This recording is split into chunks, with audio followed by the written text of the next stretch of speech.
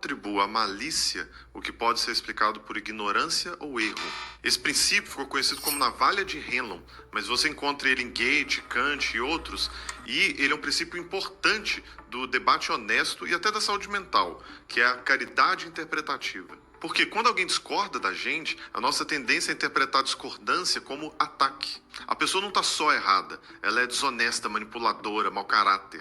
E na vida, de modo geral, quando alguém faz algo que deixa a gente incomodado, a tendência de muitas pessoas é fazer uma interpretação hostil automática. Alguém demora a responder e você pensa, não se importa comigo. Alguém fala de um jeito meio atravessado. Eu achei muito legal esse conteúdo do Pedro, vou deixar o arroba dele para vocês. E eu aprendi isso com o nome de generosidade interpretativa, e isso vale para muita coisa para além de um debate, de uma discussão.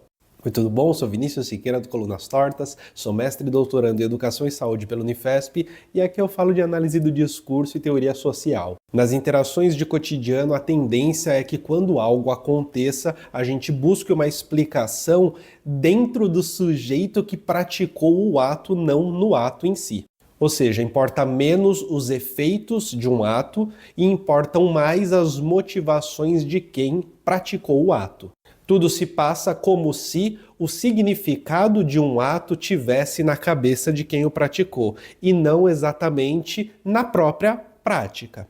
Há pontos positivos nisso, né? Porque quando a gente tem esse tipo de olhar, a tendência é que a gente amenize a força dos conflitos, dos erros, das mancadas, dos vacilos. Mas existe também um ponto negativo, que é a construção de um sistema, de uma dinâmica simbólica em que só existe responsabilidade se existir intenção.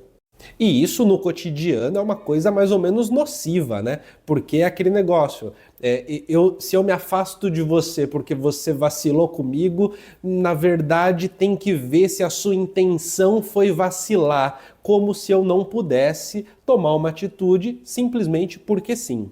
E eu acho que esse é o ponto que eu queria trazer essa reflexão aqui desse vídeo curtinho, que é justamente essa coisa, né? A consequência ética de partir do princípio que a intenção tem mais valor do que o ato em si é também a prisão que se tem no outro para sua própria ação. É como o outro ele vira o dono da tua própria ação. E é quando eu falo que o outro vira o dono, no fundo o que eu estou querendo dizer é o seguinte, né? É necessário que o outro seja muito malvado para eu me afastar dele. Deixa eu aproveitar e mandar um recadinho rápido. Participe da comunidade do Colunas Tortas, tem acesso ao nosso grupo exclusivo do WhatsApp, em que a gente troca uma ideia sobre crítica social, teoria social, algo mais próximo, a gente se diverte junto e tem acesso a vídeos exclusivos e a todas as lives que acontecem aqui no Colunas Tortas. Assim você contribui para o canal continuar vivo, contribui para que eu continue fazendo esse trabalho e ganhe acesso a elementos exclusivos só para membros. Agora bora continuar com o vídeo. É necessário que eu invente que o outro é muito malvado para eu poder me afastar dele. Percebe que se por um lado isso dificulta muito a vida de alguém que está numa dinâmica, sei lá, de exploração, numa dinâmica de ser ali explorado especificamente, isso também facilita muito as dinâmicas de exclusão em cima de gente estigmatizada.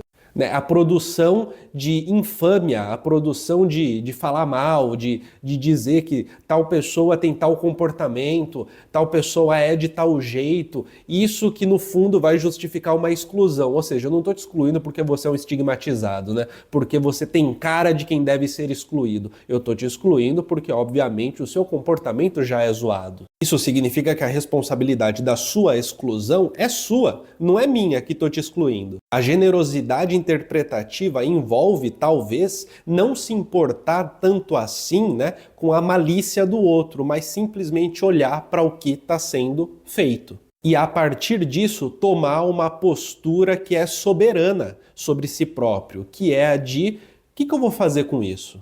E essa postura soberana, ela pode levar a um afastamento, ela pode levar a se retirar da situação, a retirar o outro da situação, ela pode levar o que quiser, mas o mais importante é, se ela é soberana, quem trouxe isso, quem concluiu, quem fez algo foi você, não foi o outro, não dependeu do outro. Isso é verdadeiramente se colocar no mundo. E geralmente isso é um desafio, porque geralmente a maneira como funciona a sociabilidade brasileirinha, ela envolve a recusa de tomar ação. Seja por conta de uma passividade que, sim, leva a gente para caminhos muito ruins, seja porque tomar uma ação, principalmente uma ação que envolve exercer algum micropoder, isso é tido como uma arrogância, né? A síndrome do pequeno poder, que é um termo utilizado às vezes sem nenhum sentido.